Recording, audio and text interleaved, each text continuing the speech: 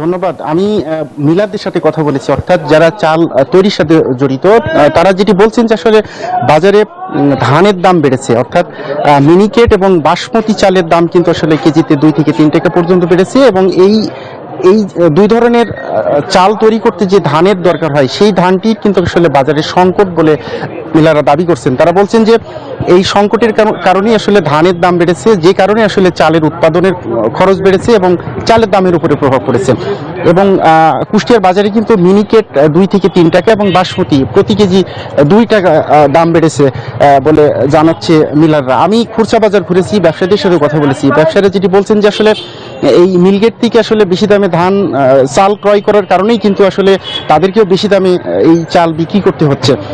বক্তারা যেটি বলছেন যে আসলে এই যে বছরের বিভিন্ন সময় কিন্তু আসলে ঠুনকো অভিযোগে এই যে চালের দামটি বেড়ে যাচ্ছে, এটি বাজার শক্তভাবে মনিটরিং না করাকেই দুষছেন বক্তারা। তারা বলছেন যে বাজারে শক্ত মনিটরিং না থাকার কারণেই মূলত ব্যবসায়ী সিন্ডিকেট এই সুযোগটি নিচ্ছেন এবং ইচ্ছে মতো করে চালের দাম বাড়াচ্ছেন। আমি কুষ্টিয়ার জেলা প্রশাসকের সাথে কথা বলেছি, তিনি বলছেন যে আসলে মিলারদের শক্তভাবেই কিন্তু বলা হয়েছে চালের দাম যাতে কোনোভাবেই না বাড়ে।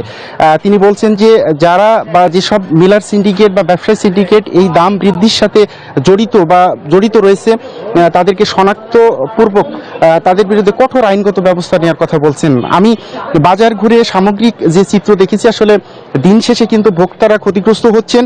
তাদের তাদের কিন্তু আসলে এই ক্ষতিগ্রস্ত হচ্ছে। আমি একটু জানতে চাই একজন ব্যবসায়ীর কাছে, আপনার কাছ থেকে একটু জানতে চাই যে আসলে চালের দাম কেন বাড়লো? চালের দাম কি কমার কোনো সম্ভাবনা আছে? আসলে এটা তো একটা বাজার, তো বাজারে একটা পণ্যের কম বেশি হ্রাস বৃদ্ধি থাকে।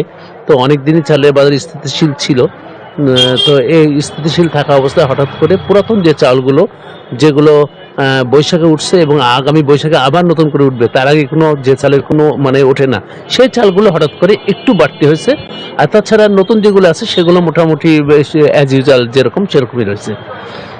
শুনছিলেন এই ব্যবসায়ী যেটি বলছেন যে আসলে বড় মৌসুমের আবাদকৃত ধান থেকে যে চালগুলো তৈরি হয় সেই চালের দাম কিন্তু কিছুটা বেড়েছে, বাদ বাকি যে চালের দাম সেটি কিন্তু ঠিক আছে, অর্থাৎ মোটা চালের দাম কিন্তু স্বাভাবিক আছে। এই ছিল কুষ্টিয়ার বাজার থেকে চালের দর নিয়ে সর্বশেষ। একই সংবাদ জানতে চলে যাব দিনাজপুরে, সেখানে অপেক্ষা করছেন আমাদের আরেক সহকর্মী ফখরুল ইসলাম পলাশের কাছে।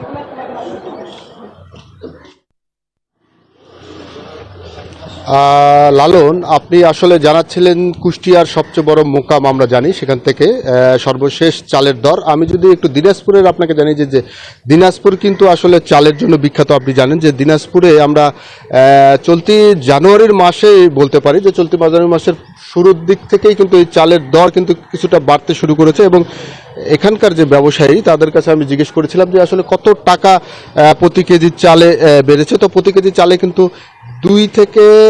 1 থেকে 2 টাকা, কোনো কোনো ক্ষেত্রে 3 টাকা কিন্তু বেড়েছে, এমনটাই কিন্তু ব্যবসায়ীরা আমাকে জানিয়েছে। তবে বিশেষ করে আমরা দেখেছি যে মিনিকেট এবং বিড়ি ধান 28 চালে কিন্তু এই দামটা বেড়েছে। তবে অস্বাভাবিক হারে যেটি দাম বেড়েছে সেটি হচ্ছে চিনি গুঁড়া চালে কিন্তু 10 টাকা পর্যন্ত বেড়েছে, এমনই কিন্তু আমি এই ব্যবসায়ীর কাছে কিন্তু এই আপডেটটা নিয়েছি। তো আমি একজন ব্যবসায়ীর সাথে কথা বলবো, আসলে এটা হঠাৎ করে বাড়লো কেন এবং এটা কমার কোনো সম্ভাবনা আছে কিনা সামনে?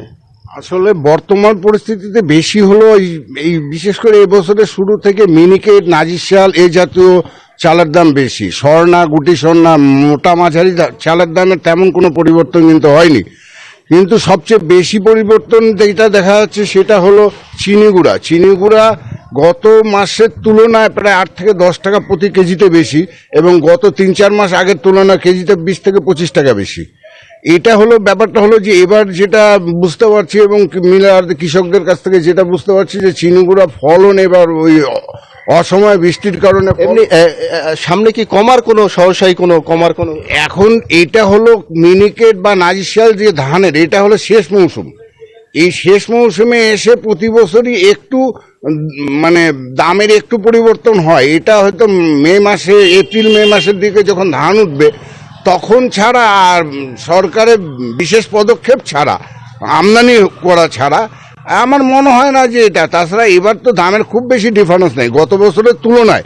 এবছর প্রতিটি চালের দামই কম আছে, শুধুমাত্র চিনি গুঁড়ার দামটাই বেশি। ধন্যবাদ আপনাকে। আসলে ব্যবসায়ীরা বলছিলেন যে গত বছরের তুলনায় কিন্তু দাম সেভাবে বাড়েনি, তবে চিনি গুঁড়ার দাম একটু অস্বাভাবিক হারে বাড়ছে, কারণ এই চিনি গুঁড়া যখন উৎপাদন করা হয় সেই সময় কিন্তু আসলে বৈরী আবহাওয়ার কারণে কিন্তু কৃষকরা আমাকে জানিয়েছে যে তখন কিন্তু উৎপাদন অনেকটাই কম হয়েছিল।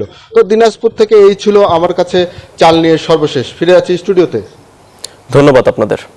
Bashundhara public school and college 2026 শিক্ষাবর্ষে ভর্তি চলছে।